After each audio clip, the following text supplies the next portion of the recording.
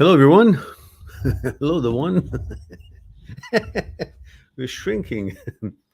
Actually, today we had a very crowded, compared to the other nights, other days, a crowded live stream. And to the point that actually I had to go, and so many people were left without any response to their questions. I'm sorry about that, but I had to go. So, who do we have here? We have Steven here. So, hi, Miran, male 42, Los Angeles. Thank you for that. At work tonight, Steven says, I know this will get the ugly stick. Yeah, let me get that. But still, at times, as I'm going through my day, I still can't believe my relationship is over. Well, that's on you, my friend, because it's over, and it's a happy occasion that it's over.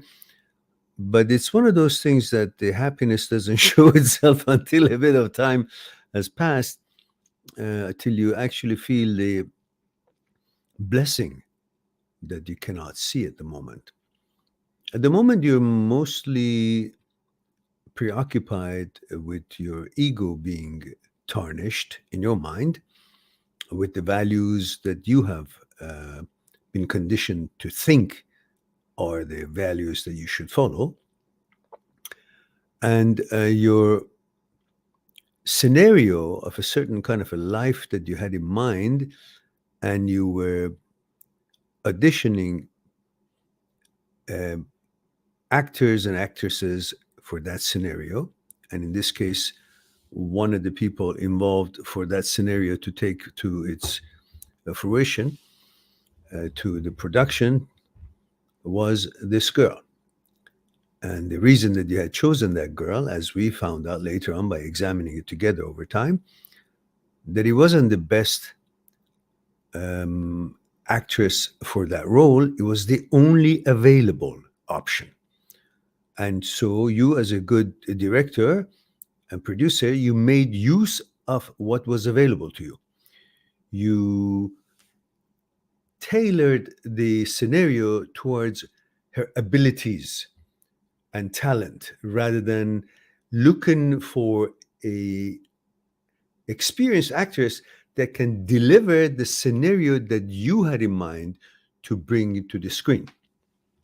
So while she wasn't qualified, you chose her because it was the most lazy ass thing that you could have done, because of your personal needs of impatience and needing sex, needing intimacy, needing to remedy the feeling of loneliness in your own mind, while you definitely were not lonely, but you had only seen not being lonely means to have a companion to sleep with at night and text during the day, and that translated to you as a life that is not lonely.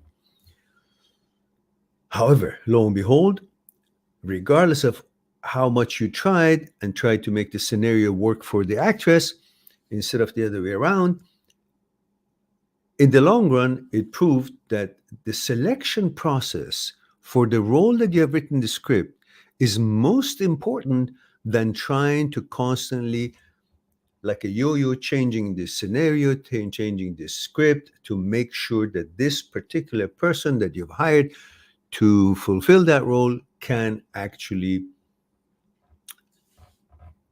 measure up. So that's on you. And everything was just an illusion. You tried to enter a racehorse with a donkey. That'll never end up good. And it didn't. And now that it is proven to you that this actress could not deliver the scenario for you to bring it to the screen, to make it the scenario of your life that you had planned, you're not constantly thinking about the image you had made of that actress in your mind about her and her capabilities and abilities, which was an illusion by itself as well. And you don't want to face the reality and actuality of that person's incapability of delivering what you had written, and yet you're constantly in awe and regret that why it didn't work out. Because it was a donkey entering into a racehorse, it would have never worked out. Because it was an actress incapable of delivering the scenario you had written, it would have never come to the screen. And instead of you realizing that, you're constantly thinking about, I don't believe my relationship over. Jesus Christ, that thing was over before it started. You just didn't know. Why? Because you didn't know what the shit you have selected for that role or for that race. It wouldn't have worked. You didn't want to face the truth, and you continuously projected the image you had made of her in your own mind about her onto her, thinking that she actually is what you have projected, what you have imagined, what you have imaged and created out of her, an image. So now, as long as you haven't realized that and faced that fact, you will always be like this. So my suggestion to you is that just believe in the facts. If you don't believe in your selection, like if it was a selection process, you still couldn't see it. But now that is the end of it and it's over, you can see, you can actually accept the fact as it has happened. You didn't believe your selection is the wrong selection while you were going through the relationship, and you don't want to believe that your selection was wrong, even though now you see that the results have been devastating, shitty. So what does it take for you to see, to realize that this relationship was not a good fit at all for the scenario and script that you had written for your life? Now, I don't know what else to say. Yeah, you're right. The ugly stick is the only solution to you. And for your case, it wouldn't be coming on your head. Would you shoved up your... All right, let's keep it PG. And Stevenson and I also feel bad with how I treated that Guatemalan girl in the past. Yes, she was crazy, but she showed a lot of love for me, and all I did was push her away. She had 2 kids and was crazy at times. If I don't answer, it's because I'm at work, but I'm listening. All right, good. But the Guatemalan girl that you think that you could have appreciated more, it's a lesson you learned. And I hope that you learn from it for the next girlfriend. But at the same time, no regret there. Of course, you can regret if you didn't treat her as good as you know you could have.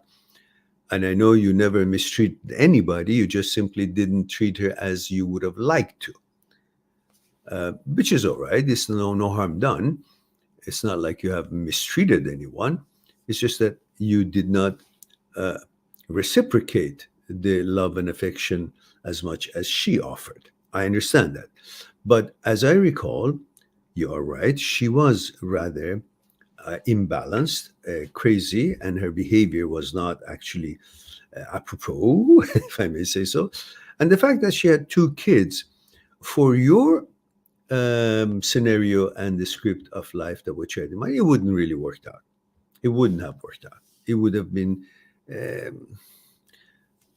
too hindering on your right to have a life from point zero, ground zero. So no regret there, no regret here.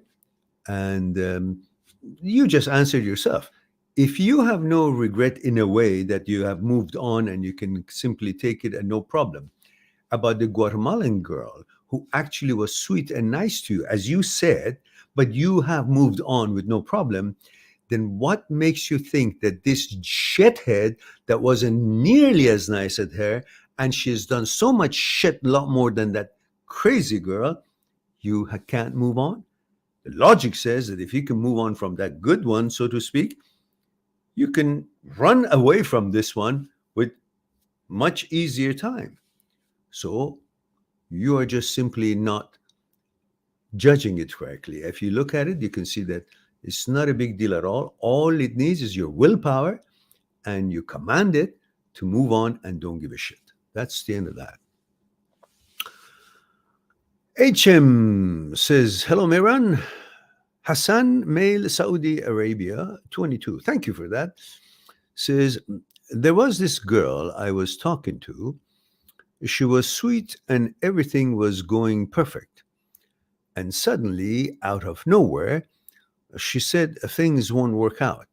And she gave me reasons that were unreasonable.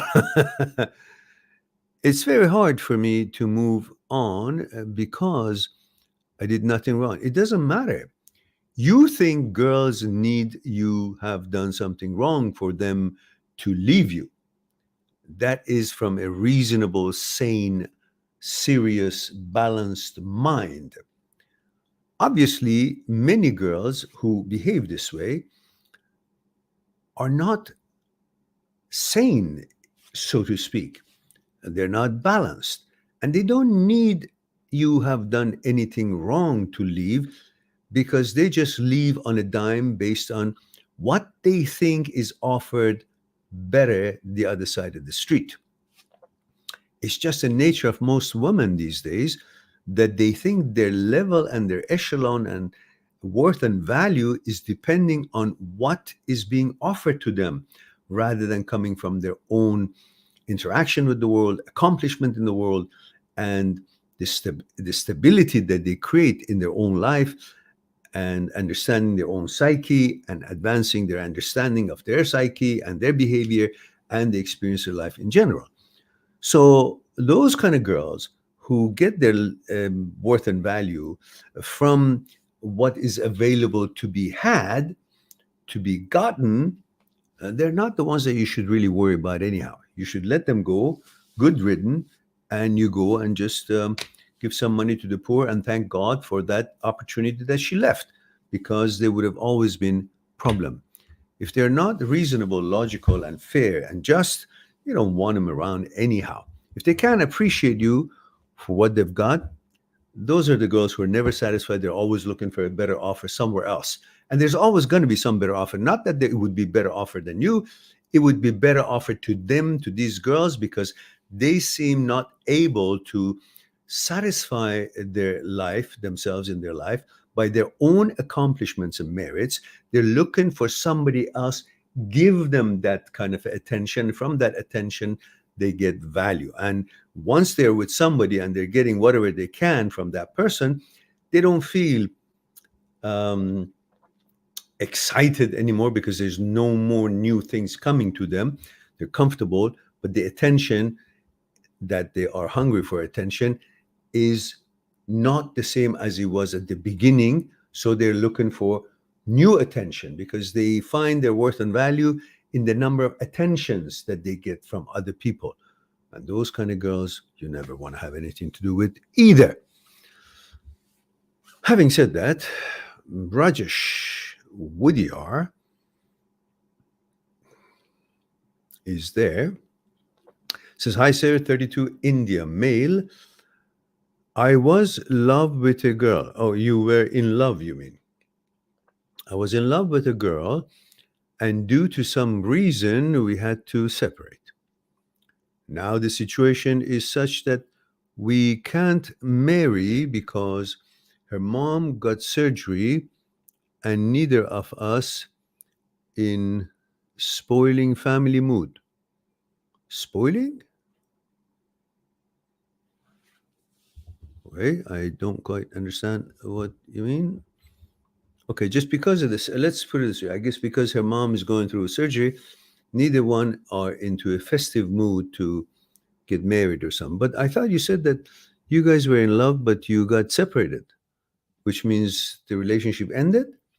But you say now you can't get married because her mom got operated or surgery. I don't kind of follow exactly, but somehow let's put it this way: you were in love, and there's a trouble that you can't get married because you guys are not in the mood.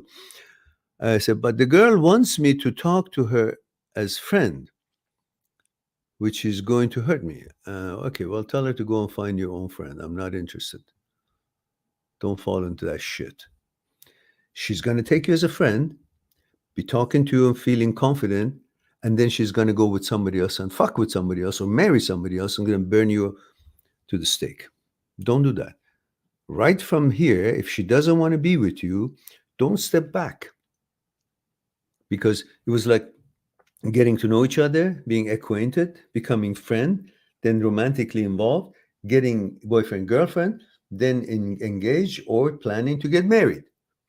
Now that she's demoted this relationship back to friend, so where's it going to go? It's already gone and went nowhere, meaning it went to the next stage from friend to boyfriend, girlfriend, then to have plans to get married, and it didn't go. When it didn't go, once it had reached that level, but it didn't go to marriage, so what hopes do you have by being a friend to go where? The same place that you already went and it didn't go to marriage? So why are you wasting time? There is no logic for you to be her friend because it makes her feel good. She gets the attention from you. She gets the love and you'll be around. You'll be all be hovering and just, tongue out like a dog looking for any kind of a, love or attention. And you will serve her. You get all this, she get all this confidence and you keep losing grounds and favors and losing, she will lose interest in you because you're so available, because you're trying to please her, to change her mind. And then she will also be on a pedestal and just not give a shit. And then you would want her more and she would want you less because you become more and more available. And in the meantime, she will be interested in someone who doesn't give a shit about her because that's most women are. They like someone who doesn't give a shit about them. And they think, oh, that's a challenge. If I can make that person like me, then I am somebody. That's the stupidity of many women today. So it ends up that she's going to go with some asshole right in front of your eyes, and you've been just running around trying to be her friend. So say, no, thank you very much. I don't want to be your friend. Have a nice day. Bye-bye. And you break it up at this juncture and say no. And that sometimes either gives them a jolt to understand you're gone. Now they got to, shit or get off the pot. Or they just simply say, okay, fuck it. So, okay, I'll go wherever else. And good riddance either way. So, and it says, but the girl wants me to talk to her as a friend, which is going to hurt me. Okay. We both so dependent on each other. No. She's not dependent. She's using you now. You're dependent. If she was dependent, she would say, no way, I'm going to do whatever I can to convince my mother to marry and all that shit. So don't put that in your head because your ego says, no, she loves me. Why? Because you want to justify the reason that you loving her. So you're going to believe that she loves you actually. Why? Because she said so. I love you, but I can't marry you. My mother is all this bullshit. If somebody really is in love, they do whatever they can to make it happen. So don't buy into that and say goodbye to her. That's it. So we both depending on each other for emotional security. Same time, the real truth that we can't marry is hurting us. I don't understand why hurting us. You said that she left or she separated, and because of her mother got surgery, you guys can marry. I'm not clear what the real story is, or you don't want to tell me, or you can't tell me, or you somehow can't deliver it. Either way, I can't say anything more because it's really not clear who wants to get married, who doesn't want to get married. And it doesn't make sense that you hang around, even though she's already declared for one reason or another she can't get married with you, which is you want, and yet you're going to hang around for what? To see her just go and marry somebody else? To become more and more involved? When a girl says, no, I don't want to be with you, just leave. Fuck it. I don't care how much you're in love. Just move. Because when girls reject you and you still want more, they lose even more respect. You genuinely like someone and you genuinely offer your love and attention to that girl, but if she doesn't reciprocate, why do you want to give your love to someone that doesn't reciprocate? What? She's a god? Well, what is she going to do? Like, what difference she's going to make in your life if she's not going to do her part of bringing emotion and love and dedication and loyalty, faithfulness to that relationship? Why would you offer if she doesn't offer? So fix yourself up. Stop being a pussy and move on and tell her, if she's broken up with you and she come up with excuses, her mother doesn't allow, well, there is no sense to be together. But if you really want to try with your mother, convince her, I'm your man. I'm still here. But if you're not willing to, want to listen to them, or is it caste problem or whatever it is, I'm not going to hurt myself further. I'm hurt enough, and I'm going to go deal with it. All right. Now, it's time for you guys to watch something and go warm up my tea.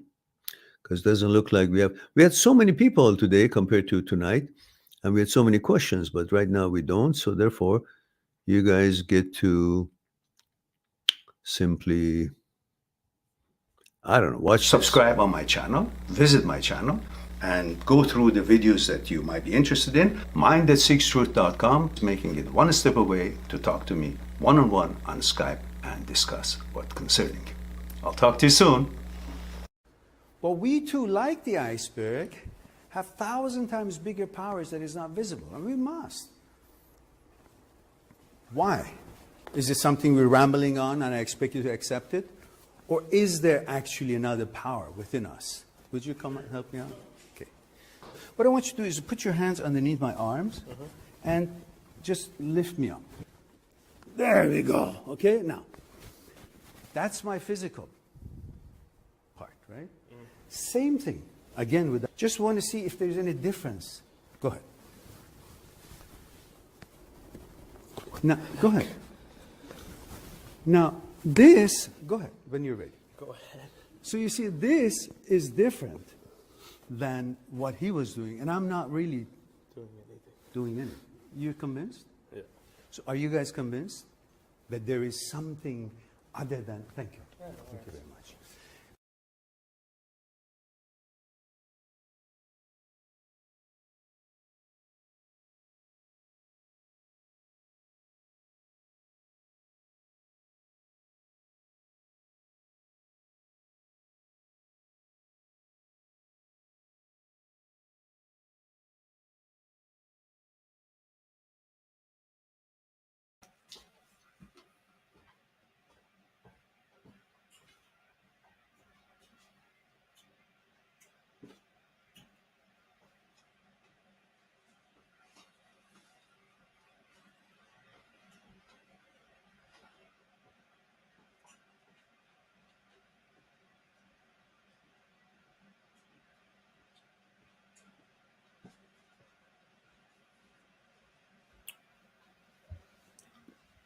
All right. Still warming up, so. Oh my goodness. We gained one, which means if I'm not here, we'll have more subscribers. So the problem is me. Any new questions? I missed a couple here. Tim Sub says, hi, Miran. Hope you and your mom are well. Thank you very much for asking. In fact, today, Mom had a little challenge at the end that she didn't want to be alone while she wasn't alone. The orderly and the nurses and their roommates were there. But yeah, it's a challenging, emotionally challenging for me every day that I go there, and then I have to leave her, and she has to wait all day until I finish my work and go see her. And she's always looking for me, and she says, I have to wait all day till you come. I said, Mom, I've got some other things I have to attend. I have to make money. I have to make my life. And if I come and stay with you all day, it would be great. But unfortunately, I can't then do any other duties that I have. She understands that, but it saddens me when I have to kind of not be able to do more. But it's very emotionally tasking to to see your mom, who's always strong and beautiful, and now she's still beautiful, but at a different stage of life, and makes you rather, you know. So the viewpoint says, hey, sir, does medicine is good for HOCD? I don't know. Ask your psychologist. And I personally don't advocate medicine, and many psychologists, specialists in OCD, don't advocate that unless it's some kind of a shitload of fucked up brain that needs some kind of a help in that way, and they will know and they will do the thing they have to do, and they may prescribe. But in most cases, it's not something that you would want to deal with medicine. Rather, you want to actually reprogram the brain with work of scholars and specialists such as Dr. Schwartz spent all his life research on OCD and OCD subsets, or Dr. Jan Weiner, Dr. Philipson. These are the people that they know about this glitch and this disorder, and they would be the ones who eventually decide if a prescription is necessary or not. But as far as I know, most psychologists, psychotherapists, they're not for it. They're against it, and they feel that this is something that it needs to be addressed by cognitive clearance, and techniques such as ERP and all that would be able to clear that glitch. Now we have hit number 6, but we still don't have a new question. Oh, we did. I spoke too soon. Tim Subs says, hi, Miran. I've decided going to marry a girl from my culture, Algeria, but these girls are not common in England, and those back home are all looking for visas. Haha. I did like a girl. I guess you're writing the next part, so I'll wait for that. It says, I did like a girl, but she wasn't from my culture, and so I decided not to pursue it, as I don't see a future with a girl not from my country. Do you have any advice? Should I still talk to the girl I like, despite that there is probably no future in it? Well, it's a good question, and I can answer that in 2 parts, because I've seen and felt both sides of it. How old are you, Tim? You forgot to say that? Should I get the ugly stick? Yeah, I should. Tim, put that information in right away. See, you just blew it. Let me know your age. You see, when you're young, which I would, if I would know your age, it would help me out. We'll wait until you put that in. Come on. There we go. 19. All right. You've got no fucking business thinking about marriage at this age. So shut the fuck up and go enjoy your life, finish university. 19, and you're thinking about getting married, but you want the ugly stick on your head or where? All right. But I'm going to answer your question. Provided you get that out of your head. Marriage is out of your head. 19. You don't have pot to piss in right now. You haven't finished university. You don't have a decent job. I don't think at age 19, do you? Correct me if I'm wrong. How do you want to feed her? How do you want to help her? How do you want to be the elder of the house? So you're both going to be, you're 19, she's 18 or whatever. Neither one know who the fuck you are at the moment, let alone know what kind of wife you want, or she knows what kind of man she wants. So at this point, you simply continue your journey in preparing yourself, advancing yourself, endowing yourself with education and skills for job and making a living. And then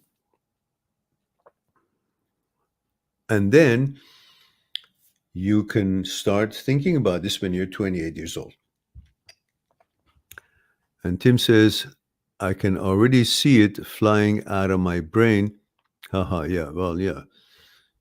If you don't change your mind, I'm going to come over there with the ugly stick and beat the crap out of your head to get it fly out of your head. This idea, what is it? Well, you don't have anything else to do? You think marriage is going to elevate you to manhood? Or you create an echelon for yourself? Come on, get real. Stop this bullshit. Don't look for any woman. Now I'm going to answer you just so you know. When you're young, that age, you just finished coming out of your family in a way, being independent possibly, or going to school. And you're accustomed to that culture, but it is the best time for you to get to know and rely on the connection through compatibility on the consciousness, not on culture. Because culture has given a certain frame to each individual psyche, which they cannot hardly get out of that frame because they've been conditioned to live and abide by those certain sets of rules according to the custom and culture, which closes your mind and ties up your mind, your ability to be open in understanding that every woman has amazing qualities.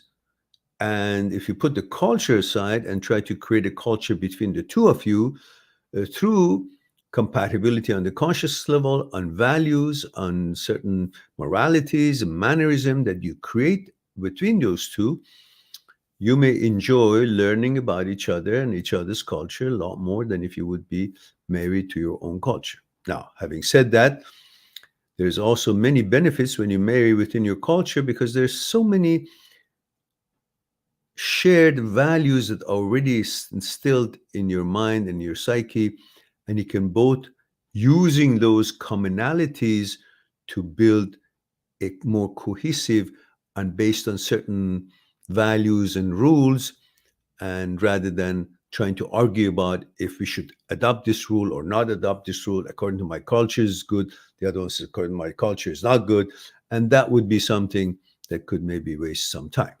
However, it's not the culture that keeps two people together. It's the content of the consciousness and ability to bond on consciousness level. And that has not the fuck to do with the culture. You don't have to be from the same culture to have a successful marriage. And the fact that you would be from the same culture is no fucking guarantee that you're going to have a successful marriage. It's still going to be shitty more than anything else. What, you think the people who are getting married and they are from the same culture, they don't get divorced? Every country has got, 80% divorce rate. So it's not about the culture. They're from the same culture. So if you're thinking that getting married from the same culture, then it would just avoid any kind of problem in life, that's bullshit. So it's got nothing to do with that. You have to understand each other and appreciate each other's values and have common values and agree to certain kind of a new order in life through both being flexible and adopting new things according to what you both agree and feel it's worthy to adopt. Now,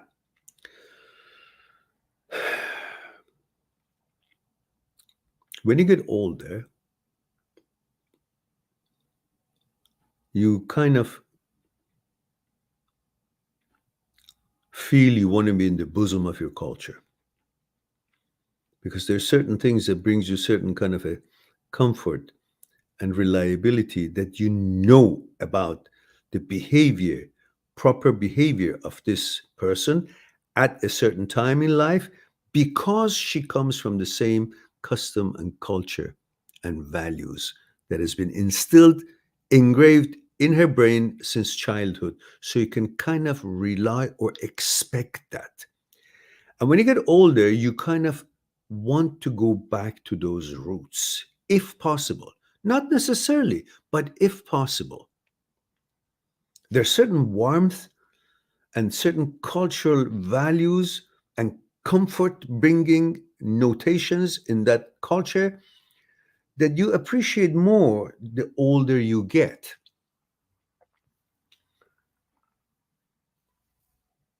Or perhaps through life and experiences that you had in relationship, you may find that they were not so laced with loyalty and integrity and long lasting or similar values or compatibility that you think, maybe not correctly so, but you think that if you go back and choose someone from your own culture at the older age, it might work out better. No guarantee to it, but you feel like it would be warmer, it would be more satisfying. For me, I actually never really appreciated women from my background, my culture. To me, it didn't matter. All it mattered was if I can bond unconsciously with them, if our values, morality can be shared and can be respected, if our goals and policy in life and behavior in the society would be something that would credit both of us, depending how we behave in the society, which our behavior not just affects ourselves, also affects our companion, our partner, in regards to how the society is going to look upon this relationship. Not that it matters what other people think about your relationship, but in general, if you can adopt certain kind of a behavior that both could contribute to upholding each other's value higher, and higher in the society is better than behaving in such a way that devaluates your worth and echelon and class. However, there's still going to be, if you can't find that kind of a connection, you may gravitate toward your own culture at older age. Something to think about, but nothing concrete about it. And Tim says, yes, Mehran, however, some of those values are tied to culture. Yes, I know. I know. It's tied to culture and there are good points about it, but then it also confines you to certain behavior and certain expectations, and not because you agree to those expectations, but because the rest of the clan in that culture expect you to behave that way, which you actually don't value it, but you fucking have to comply to it just because. That's the drawback of it. But anyhow, for you, you fucking stop thinking about this marriage shit. Otherwise, I really come and beat you on the head with the ugly stick, because it's none of your time to think that way. Just go enjoy your life and have a girlfriend now and then, and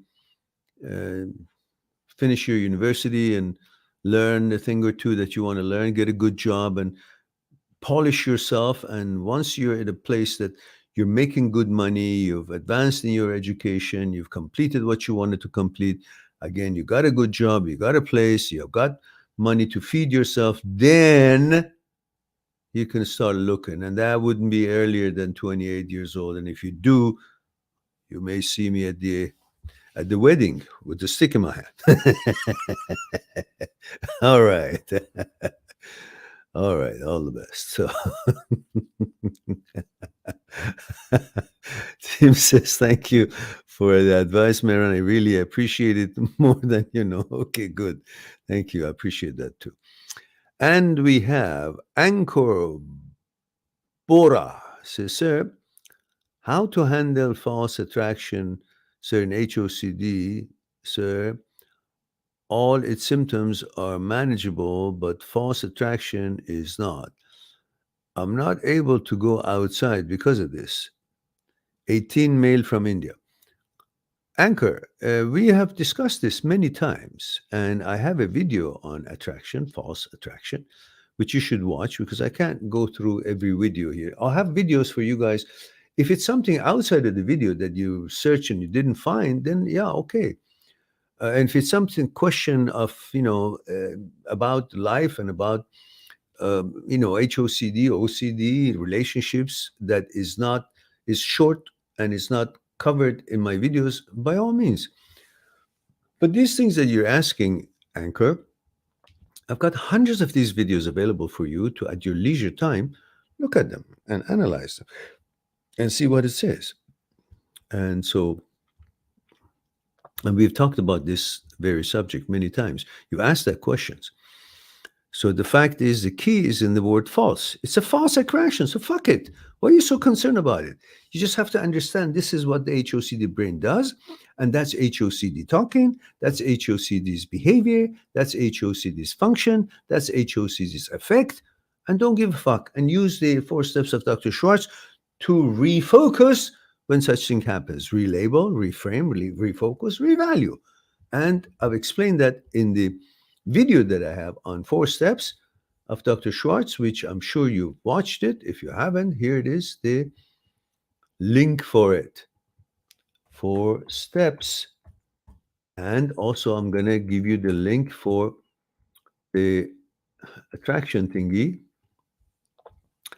Let me put this in for you. This is Dr. Schwartz 4 steps for OCD and OCD subsets. And then I'm going to find the one that is talking about false attraction. So false. In HOCD, is it possible to feel false attraction? Yeah, of course it is. Without feeling the anxiety, yes.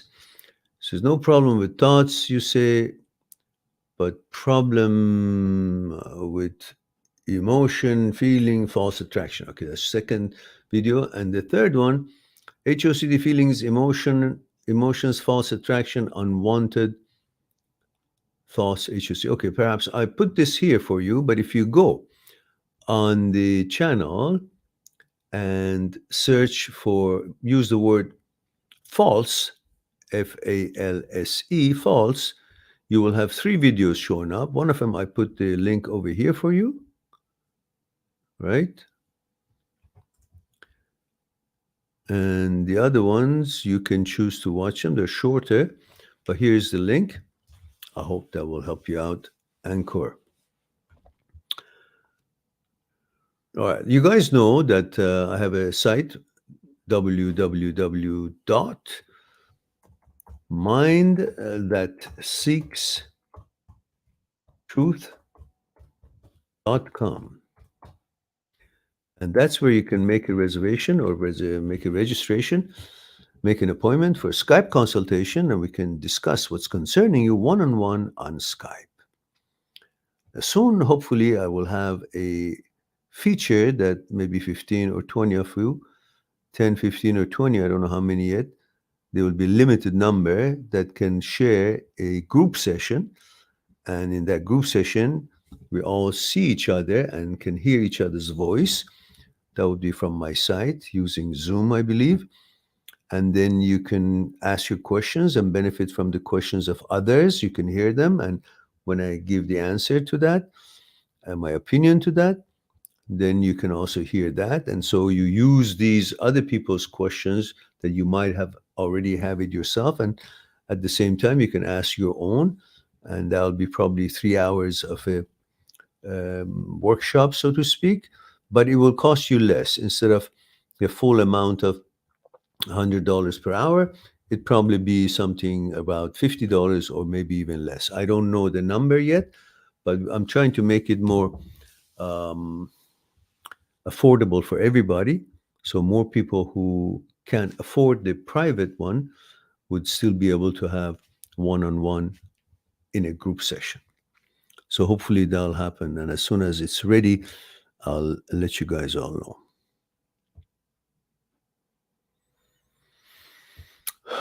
All right.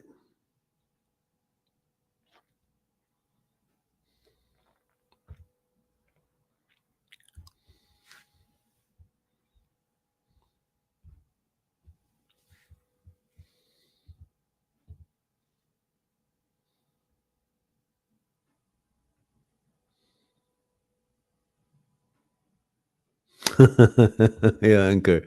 I know what you're talking about.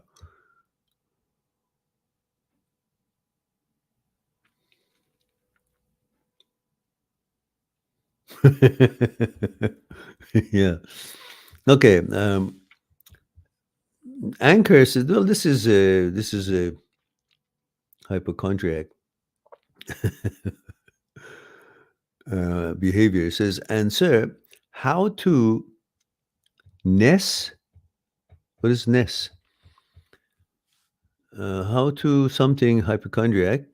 Like I do gym, and if my biceps hurt, my brain produce thoughts like, "Oh shit, I now might have tore my ligaments, or my hand is paralyzed forever now." Yeah, I'm familiar with that. I went through the same shit.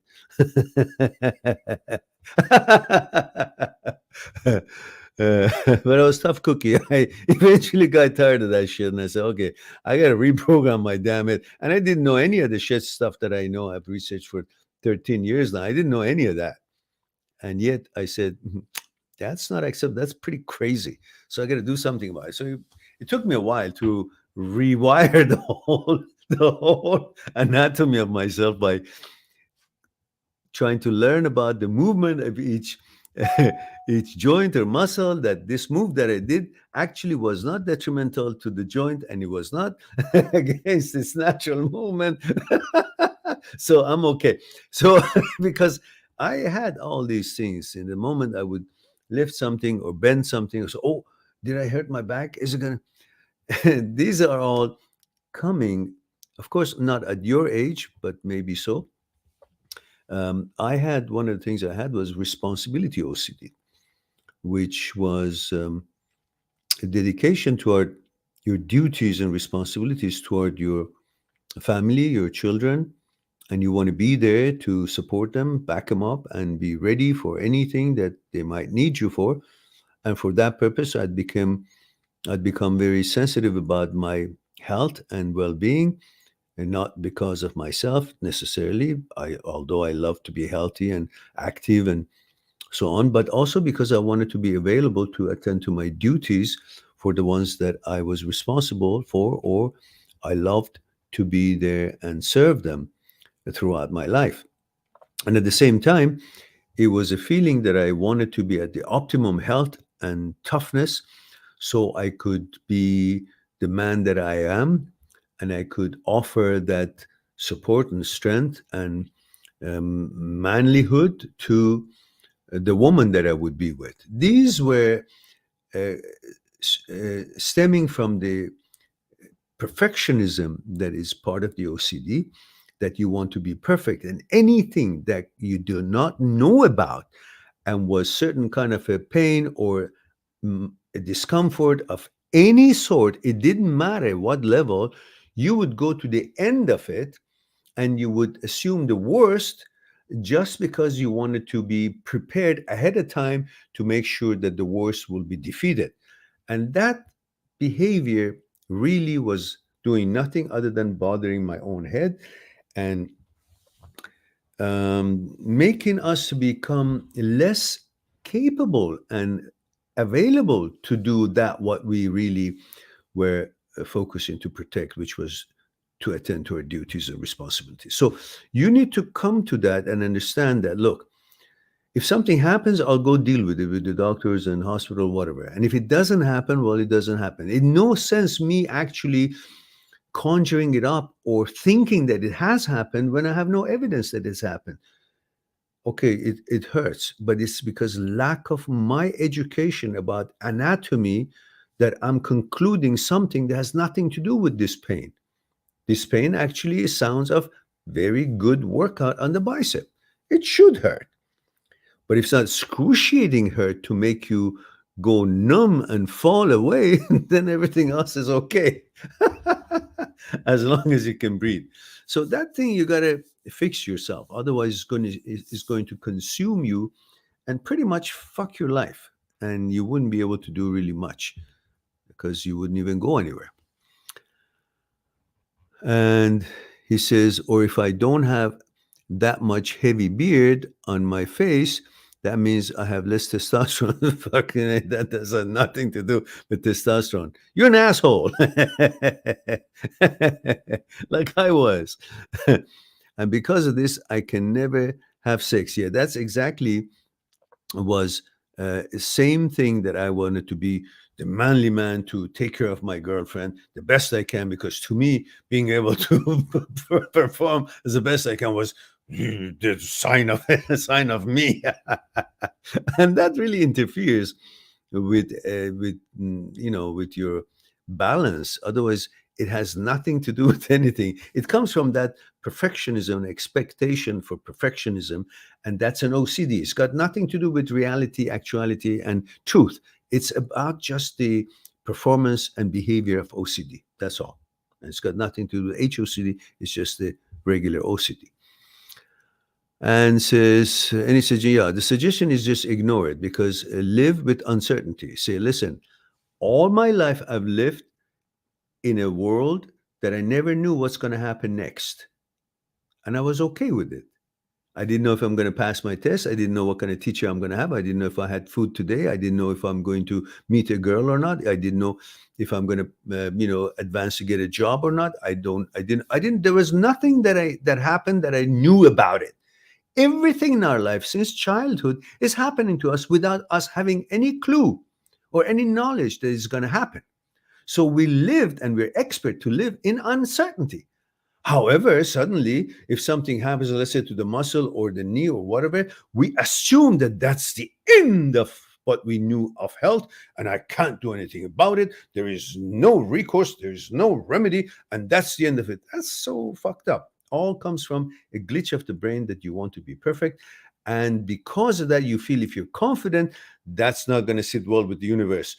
God is watching and wants you to be a beggar, humble, that think, oh, something happened, please help me, rather than say, no, I'm going to brave it and I'm going to make it well. Even if something happened, I'm going to make it well. Like Bruce Lee, he couldn't, everybody told him that you're paralyzed for life. And for 6 months, he couldn't move. But through that 6 months, he read books and learned how to treat himself and prepare himself and strengthen himself. And it turned out to be who?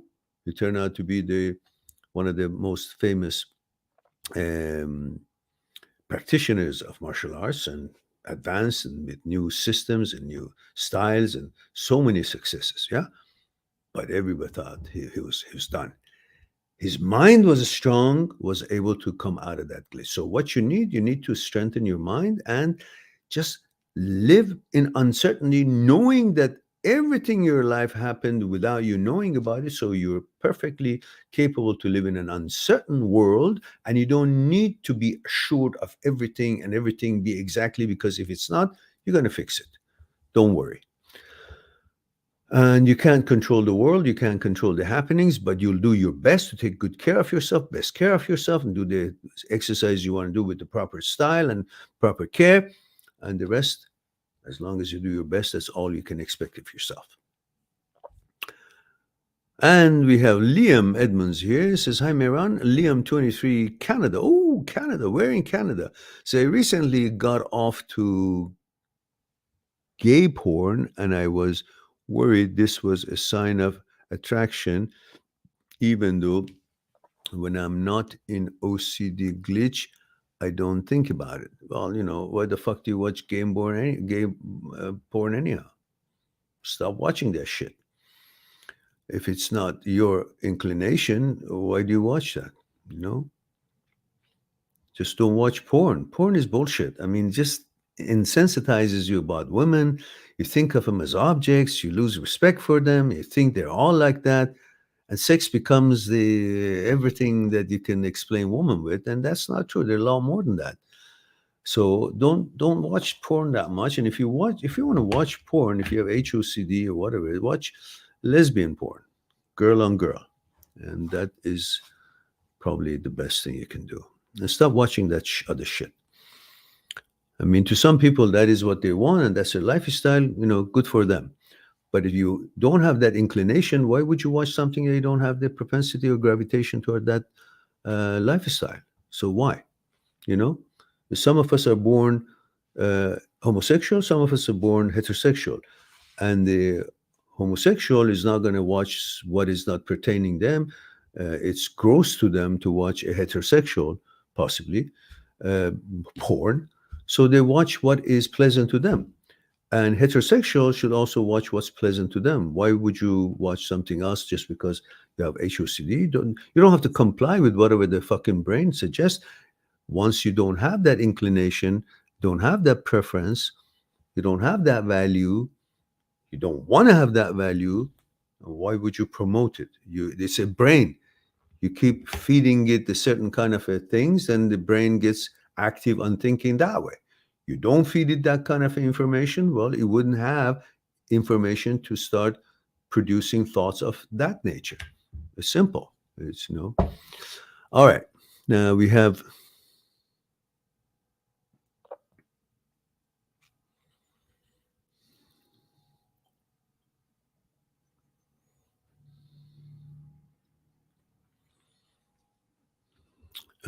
I'm just saying that when you don't prefer that inclination, then there's no reason for you to watch that. Put yourself through to make it normal for you to watch this thing. I don't find it to be of any use. FT Studio says, "Hey sir, I'm slowly recovering from HOCD. Please give me some tips." Well, it's not like a recipe of how to make I don't know, omelet.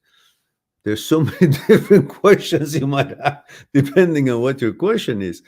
I can talk about, but the best thing for you is to go on my channel and put in HOCD or OCD, OCD or another search HOCD, and see how many videos I have on my channel, and then choose from titles and watch them. That would be the best thing. There is no tip that I can give you. I just had another session this morning, and we talked about it in detail.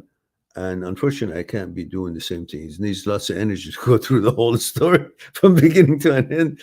So I probably cut these short parts of the live streams, which pertaining your question and HOCD and so on, or breakups and relationships, so on, and I put them individually as a separate video, and then they will have a title. So if you put HOCD, those videos will also be part of those search, and then you will choose according to what you think is going to be working for you.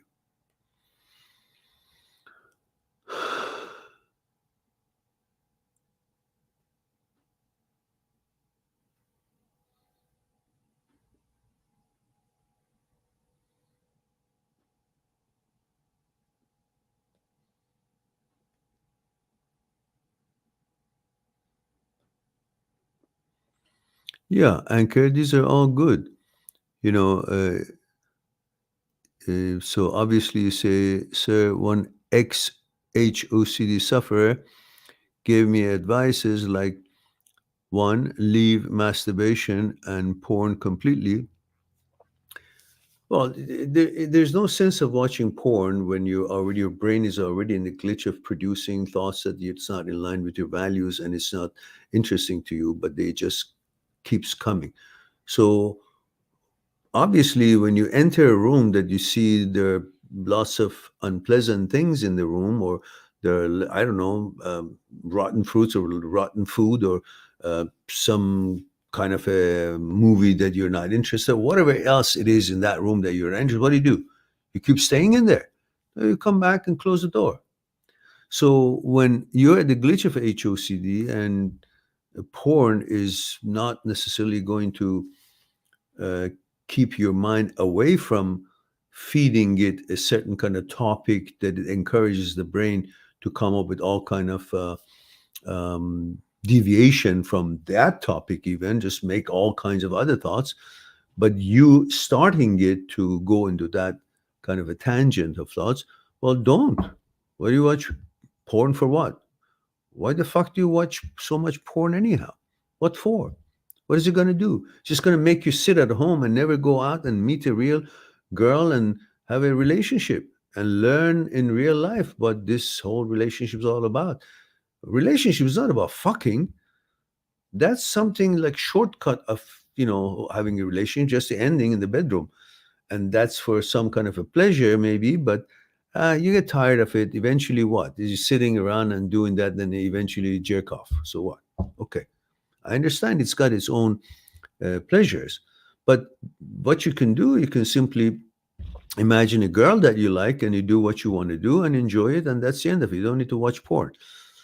Because when you're watching porn, as soon as you actually get excited and jack off, and then you don't even want to watch the porn because it's done. Now your whole thing is over, and now you want to, I don't know, take a nap or go eat something or want to watch something else or do something else. That interest is gone. So which means all you want to do is to get off. So get off by yourself.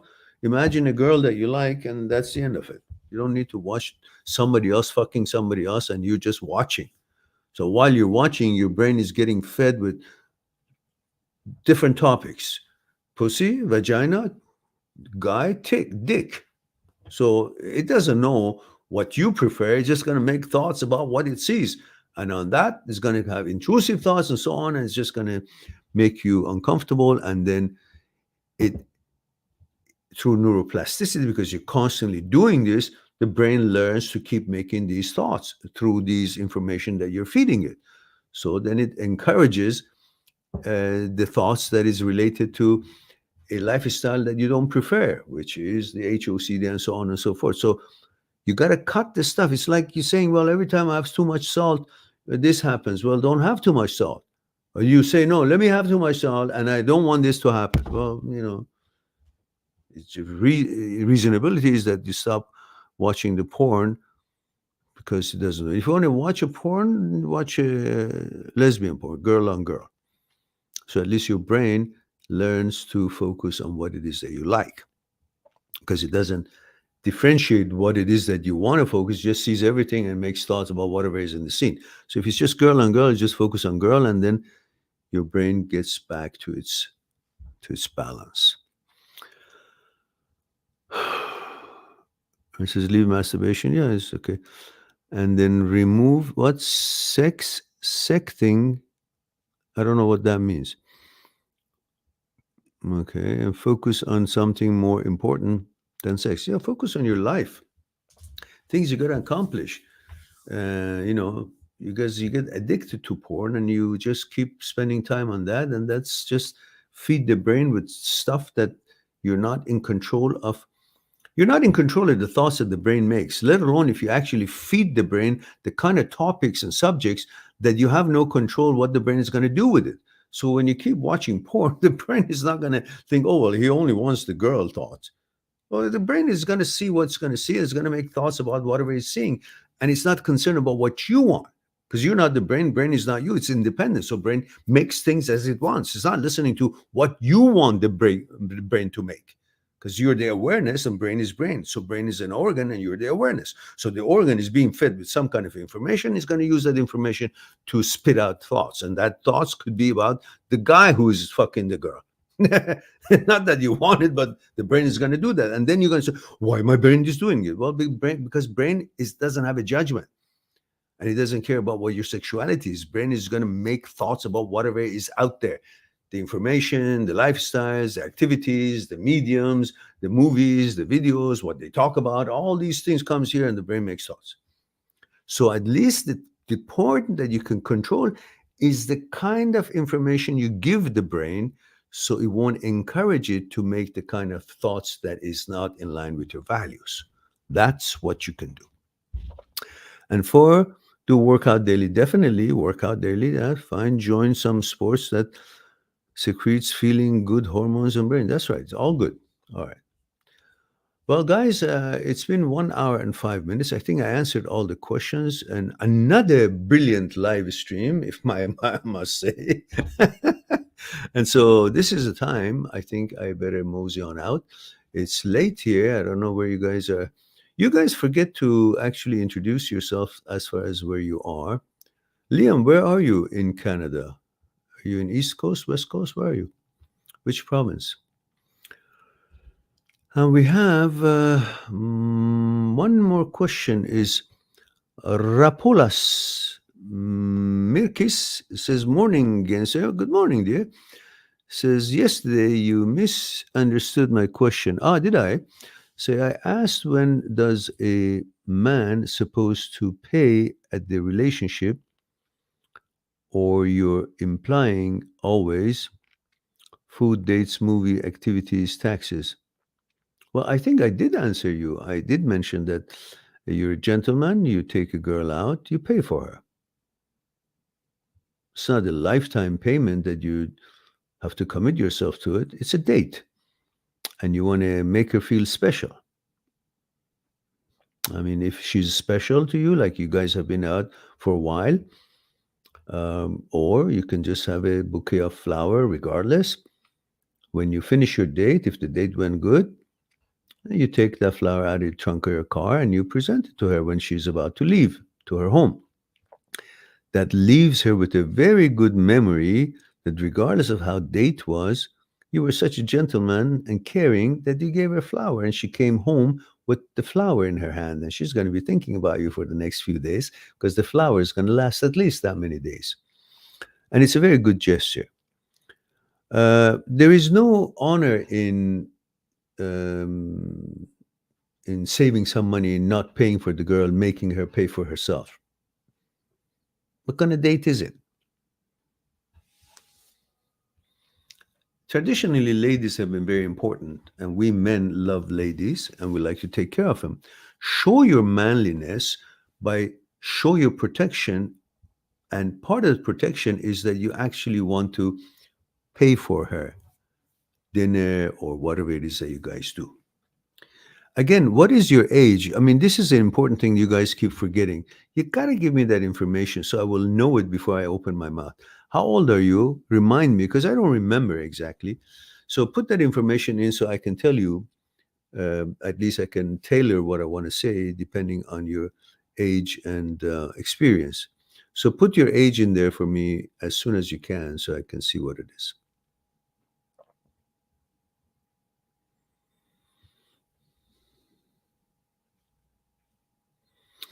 And you say when you live together. I mean, okay, so your question is really not complete. Maybe that's why I couldn't. I answered it the way I answered it yesterday because you didn't tell me the whole story. So you say male 30, and one more time, it's not about that I don't pay. I always pay, and they take that as an advantage over me. So I always have to pay. Sorry. Yeah, sorry for not putting the whole question together at the same time. So you keep dripping the question. First, you put the question and you say, when we are living together, I mean, well, I could say it from there. Just put the scenario. What if we are living together and then is the man supposed to pay at the relationship, or you're implying always? Okay, now that's a whole different ballgame. If you guys are living together, you got to share the cost, meaning she gets payment, you get payment from your jobs. And she got to bring, and you guys got to agree that this is the cost that we have for the apartment rent. This is the cost of food. This is the cost of entertainment. So that would be a separate account. You each put that amount of that percentage of your income into that account, both of you, right off the bat. So that would then be used for such expenses. And you both have to share. Now, when you guys live together and you go out, well, it's up to you. If you want to treat her that night, you treat her. Still, whether you live together or not, it's very manly to pay for her, and you say you do. But when you say you live together and they take advantage from you, what does that mean? You're already living together. What advantage is it? So you pay, okay. And if you don't have money one night, you don't, because you've been paying all night, so she would pay because she hasn't spent her money all throughout the month, and you have. So that's a different story. So maybe you want to tell me in what occasions particularly. Otherwise, when you guys are living together, the expenses, it's not a date anymore, it's real life, and expenses should be shared. And if sometimes you go to a movie and you want to pay for her, well, you do. Or you say, look, we're going Dutch because everything is together. That's up to you. But sometimes still, it would be nice if you take the charge and pay for the meal and all that, because it's a date. It's not like expenses for the home. And again, it depends on if you make a lot more money than she does. If she makes more money, then no, she should share half and half. And if you make more money, then pay, no problem. But still, the cost of the rental and expenses, monthly expenses, should be shared 50-50. That's not a joke. But the date still remains the same. You pay. Or you guys can share, because the relationship is different at that time.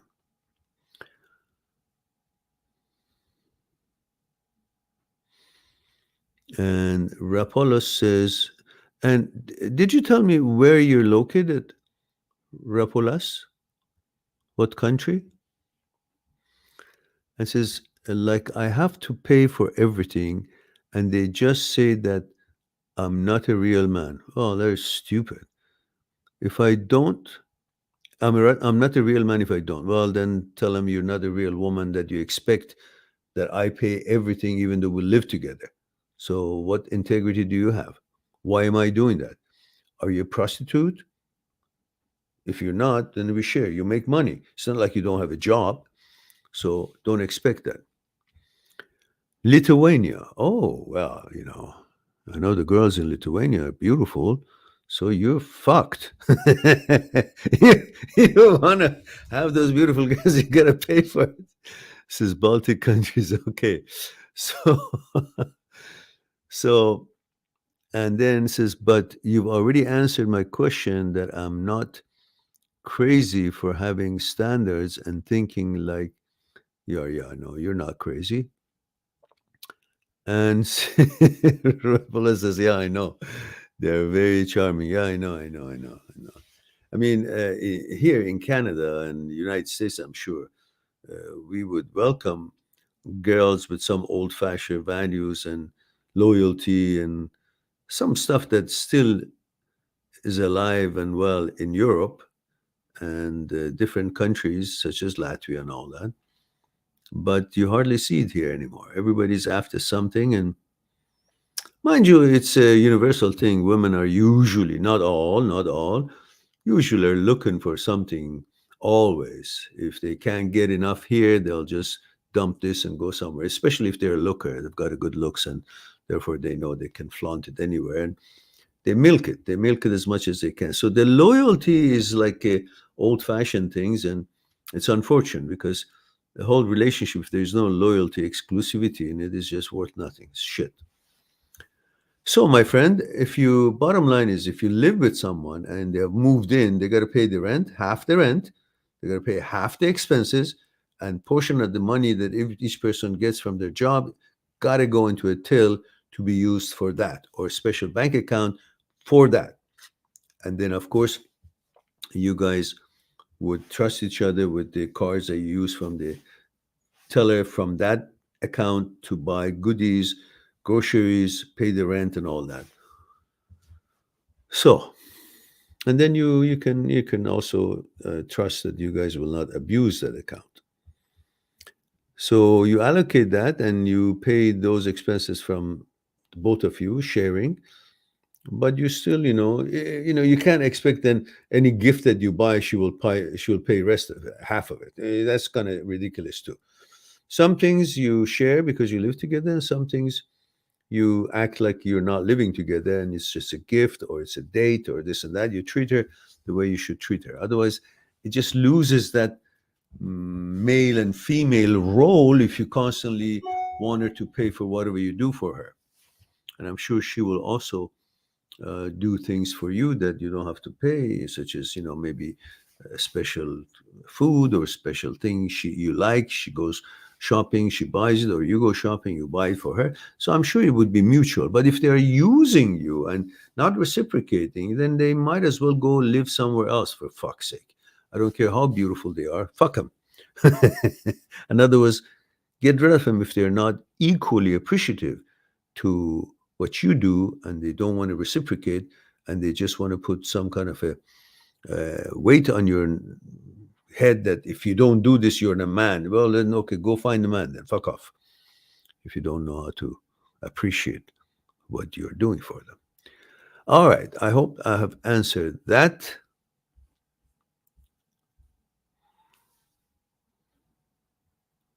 All right. All right, then I guess it's time for me to go and do something else, make some videos that I want to trim, or maybe have another cup of tea and do something else. So this time I say I look forward to our next live stream. I love you all. Thank you very much for giving me the opportunity to share a thing or two with you. I look forward to our next live stream, as I said, it's redundancy. In the meantime, be good to yourself and to the others. I'll talk to you soon. Bye for now. Subscribe on my channel, visit my channel, and go through the videos that you might be interested in. Mind@seekstruth.com is making it one step away to talk to me one-on-one on Skype and discuss what's concerning you. I'll talk to you soon. But we too, like the iceberg, have 1,000 times bigger powers that is not visible, and we must. Why? Is it something we're rambling on and I expect you to accept it? Or is there actually another power within us? Would you come and help me out? Okay. What I want you to do is put your hands underneath my arms and just lift me up. There we go. Okay, now, that's my physical part, right? Same thing, again, with that. Just want to see if there's any difference. Go ahead. Now, go ahead. Now, this, go ahead, when you're ready. Go ahead. So you see, this is different than what he was doing, and I'm not really doing anything. You convinced? Yeah. So are you guys convinced that there is something other than, thank you. Yeah.